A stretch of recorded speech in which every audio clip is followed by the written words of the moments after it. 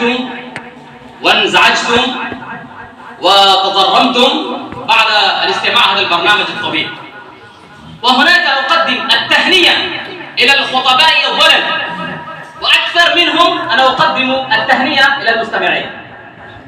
إن هؤلاء المستمعين الذين حضروا بكل حماسة وشوق ورغبة في هذا البرنامج، النجاح الأبرز الذي أحرزناه في هذه الليلة المباركة يرجع إلى صبر هؤلاء المستمعين. هم استمعوا إلى هذا البرنامج بكل شوق وجد وصبر وثبات.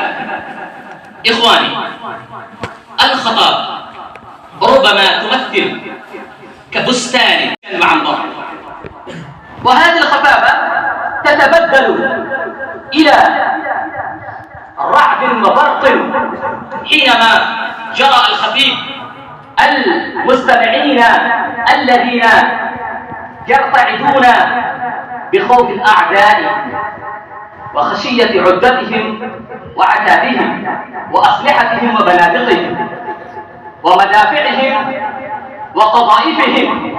ففي ذلك الوقت الخطيب يكون رعدا يرعد يبرق حتى البرق ينقل من قلبه ويذهب إلى قلوب المستمعين.